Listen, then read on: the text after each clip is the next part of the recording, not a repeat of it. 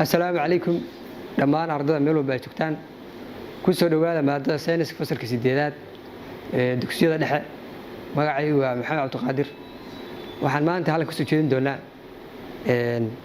cutubka 10aad oo ah cutubkii labaad oo casharada tooska online wala socoteen maadada sayniska cutubkan ciwaankiisa guud waxa la yiraahdaa astaamaha maatarka ayaa la yiraahdaa ciwaan hoosaadka aad cutubkan ku baran doontaan waa acid baysyada iyo tusayaasha saddexdaas ayaan kaga hadli doonaa cutubkan ujeedooyinka casharka marka casharka dhamaado bartu wuxuu awood u yeelan doonaa inuu barto macnaha acid iyo base waxa yihiin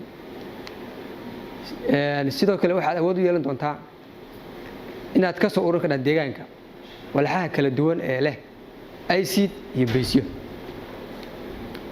casharkeena koowaad wuxuu ka hadlayaa acid waxaan qeexaynaa marka acid waa maxay acid siyaabo kala duwan ayaa loo qeexaa laakiin halkan waxaan ku qaadanaa laba qeexitaan oo kala duwan acid waa walax soo saarta dhadhan dhanaan oo xaamid ah sida waa ku qeexi kartaa waa walax soo saarta dhadhan dhanaan oo xaamid ah sidoo kale acid waxaan ku qeexi karnaa waa isku dhis marka lagu milo biyo marka lagu milo biyo bixiya ayoon wax leeyahay ayoonku waxa weeye waa danab ee hydrogen-ta sidaasna wax qeexi kartaa maxaan waa isku dhis marka lagu milo biyo bixinaya ayoonka kaliya ah ee togan ee ay leedahay hydrogen-tu waxa jira acid badan oo aynu maalin walba kula kulanno nolol maalmeedkeena acidada waxa laga dhaxlaa cuntooyinka batariyada baabuurta iyo sidoo kale acidka waxa laga dhex isticmaalaa warshadaha badan noocyada acidka iyo meelaha laga helo waxaan tusahan ku dhex yaala qaar kamid ah waxaan tusahan ku dhex yaala oo tilmaamaya acidada iyo meelaha laga helo noocyada acidada shaxdaas waxay tilmaamaysaa noocyada acidada iyo meelaha laga helo tusaale ahaan acidka koowaad waxa la yiraahdaa citric waxa laga helaa liinta liinalaanta acidka labaad waxa la yiraahdaa ascorbic waxa laga helaa miraha iyo khudradda cagaaran acidka saddexaad waxa la yiraahdaa tartaric waxa laga helaa cinabka acidka afraad waxa la yiraahdaa hydrochloric ayaa la yiraahdaa waxa laga helaa caloosha dhexdeeda caloosha bini aadamka dhexdeeda ayaa laga helaa acidka shanaad waxa la yiraahdaa lactic isagana waxa laga dhaxlaa caanaha dhanaan acidka lixaad waxa la yiraahdaa sulfuric waa acidka ku dhex jira batariyada baabuurta acidka toddobaad waxa laga dhaxlaa nitric acidka toddobaad waxa laga dhaxlaa nitric ayaa waxa laga dhaxlaa nafaqeeyaasha iyo walxaha qarxa isla socotaan acidka marka laga hadlayo acidka markaynu ka hadlayno acid waxaan kala saareynaa laba qaybood ay kala saareynaa mid waxa la yiraahdaa acid organic waxa la yiraahdaa acid organic kan kalena waxa la yiraahdaa acid aan organic ahayn labadaas ayaa loo kala saaraa acidka maxaa loo kala saaraa acid organic ah iyo acid aan organic ahayn haddaba labadu marka maxay kala yihiin sida hadda ka muuqata casharka acidka laga sameeyo tusaale oo kale sida casharka ka muuqata oo kale noocyada acidka waxa u kala saarnay acidada organicada ah iyo acidada aan organic ahayn haddaba acidka laga helo walxaha dabiiciga ah acidka laga helo walxaha dabiiciga ah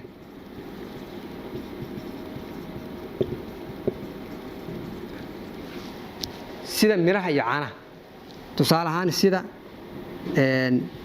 miraha iyo caanaha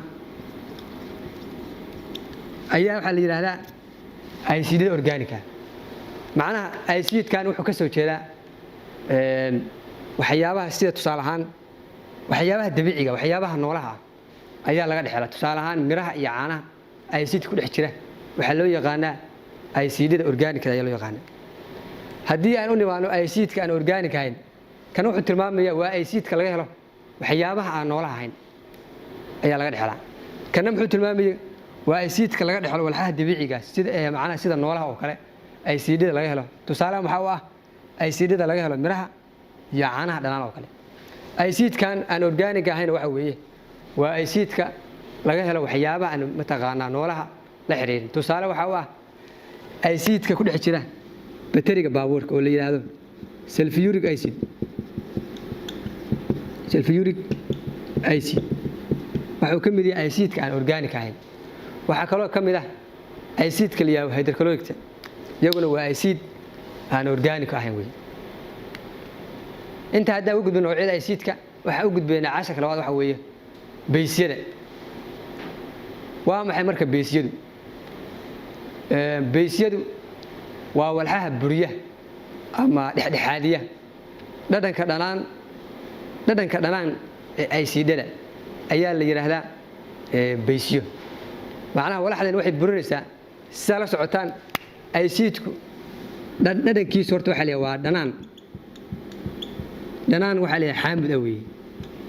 marka walaxda baabi'inaysa dhadhanku aysiidku lahaa ayaa waxa la oranayaa waa maxay? waxa la oranayaa bees. tusaale ahaan haddii liin dhanaanta dubkeeda aad dhamiso isla markii aad soo qaadato dambas oo kale oo aad misna mataqaana iyadana dhamiso, waxaa meesha ka baxaya dhadhankii dhanaana ee aysiidku lahaa, waxaana ka saaraya waxa la yiraahdo bees. marka beesku haddii aynu qeexno waxaan oranaynaa waa walxaha buriya ama dhexdhexaadiya dhadhanka dhanaan ee aysiidhadu leeyihiin ayaa la yiraahdaa bees ayaa la yiraahdaa. haddaba walxaha beesyada leh waxaa ka mid ah ama meelaha beesyada laga heli karo waxaa ka mid ah walxaha beesyada waxaa ka mid ah budada ama daqiiqda waxay leedahay aysiid. dambaska waxaa laga helaa aysiidka. kaniinkan la yiraahdo lidka aysiidka sida tusaale ahaan aktalka, kastrobiinka iyo aluminiyamka dhammaan waxyaabaha waxa weeye waa waxyaabo bees ah weeye. waxaa kaloo beesyada laga dhexeli karaa caanaha naaska aadanaha iyadana waxaa laga dhexeli karaa beesyada. haddaba beesyada ku dhex milma biyaha waxaa la yiraahdaa alkali ayaa la yiraahdaa. beesyada ku dhex milma biyaha waxaa loo yaqaanaa alkali ayaa la yiraahdaa. alkali beesyada ku dhex milma biyaha maxaa loo yaqaanaa waa alkali ayaa la yiraahdaa. ereyga alkali marka waxa uu ka soo jeedaa afka carabiga. wuxuu ka soo jeedaa afka carabiga. macnihiisuna markii la micnay wuxuu tilmaamayaa ma kharaara mana macaana. macnihiisu waa maxay? ereygan waa erey afka carabiga ka soo jeeda ama luqadda carabiga. macnihiisu waa maxay? ma macaana. tusaale waxa weeye ma kharaara ama ma macaana. ma kharaara ama ma macaana. waxaan idhi beesyada ku dhex milma biyaha waxaa loo yaqaanaa alkali. ereygan alkali wuxuu ka soo jeedaa afka carabiga ka soo jeeda. macnihiisuna waa maxay? ma kharaara mala macaana. sidaas oo ay tahay marka isagu aysiid maaha. marka saa daraaddeed waa maxay? waxaan oran karaa isagu aysiid maaha. oo aysiidka maxaynu ku naqaanay? aysiidku wuxuu lahaa dhadhan dhanaan ah oo xaamid ah. kana waxa ereygan waxa leeyahay marka maxay? mana kharaara mala macaana. saa daraaddeed aysiid maaha. haddii marka waxaa la yidhi xaddi saxa oo aysiida lagu khaldo xaddi la-eg oo beys ah waxaa samaysma walax cusub ayaa samaysmaysa. tusaale ahaan xaddi isla eg oo aysiida baa waxaa ku dadhay xaddi kale oo beys ah. marka waxaa samaysmaysa walax cusub ayaa samaysmaysa. maxaa samaysmaysa? walax cusub ayaa ka soo baxaysa labadii markii la isu geeyo. tusaale ahaan waxaan idhi markii xaddi aysiid ah lagu daro xaddi kale oo leeg oo beys ah waxaa samaysmaya waa maxay? walax cusub ayaa samaysmaysa walaxda cusub marka acidna ma basena ma walaxda samaysantay ka samaysantay labada markii la isku daro walax cusub waa dhexdhexaad acid iyo base acidada iyo base way isburiyaan maadaama labadii markii la isku daray waxa meesha ka imaanaya isburin labadii way isburinayaan marka waxa ka soo baxaysa walax dhexdhexaad ah oo cusub ay ka soo baxaysa walaxaha markii labada la isku daray ay isburiyaan waxa samaysmaysa sidoo kale waxa la yiraahdo cusbo tusaale oo kale sawirkaas wuxuu tilmaamayaa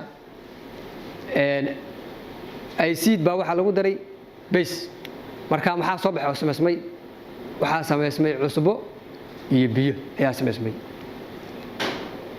casharka qaybta ugu dambeysay ayaynu soo gaarnay waa su'aalaha ama layli su'aalaha kan waxay kala yihiin maxay ku kala duwan yihiin acid iyo base ayaa kala sheegaysaa mid walba si gaar ah u qeexaysa su'aasha labaad halka la marlaba ka wada kala sheeg noocyada acidka waxa soo baranay acidka in laba nooc loo kala saaro labada ay kala sheegaysaa su'aasha saddexaad magacow afar walxood oo leh acid iyo afar walxood oo base leh waxay sheegaysaa afar walxood oo base ee acid leh iyo afar walxood oo base leh qor macnaha ereyga alkali macnihiisu waa maxay gabagabadii haddii casharka aan dul maro waxaanu soo dul marray waxa maanta qaadana cashar koowaad wuxuu ku saabsanaa waa maxay acid ay ku saabsan acid ayaa soo qeexnay waxa kaloo soo sheegnay acidka waxa loo kala saaraa acidka organicada iyo acidka aan organic ahayn acidka laga helo waxyaabaha dabiiciga ah sida miraha iyo caanaha waxa la yiraahdaa waa acidka organicada ayaa la yiraahdaa acidka aan organic ahayn waxa weeye waa acidka laga helo waxyaabaha aan noolaha la xiriirin tusaale ahaan waxaan idin tusaale waxa u ah sulfuric acid oo ah bateriga baabuurka acidka lagu shubo tusaale ayuu yahay sidoo kale waxaan soo baranay acidada iyo meelaha laga helo ilaa 6 qaybood ayaa soo baranay waxa kale ugu dambeyn casharka ku qaadanay beesyada waxaan waxa weeye waxyaabaha buriya dhadhanka dhalaanka ay acidku leeyahay ayaa loo yaqaanaa base iyagana waa soo baranay waxa kale ugu dambeyn soo baranay ereyga alkali waxaan ku sheegnay inuu yahay erey ka soo jeeda afka carabiga macnihiisu waxa weeye ma kharaara mana macana sidaa daraadeed isagu acid ma aha maadaama uusan lahayn dhadhankii acidku lahaa oo ahaa dhalaanka intaas ayaa cashar koowaad ee cutubka 10aad ku soo gabagabeynaa dhammaantiin assalaamu calaykum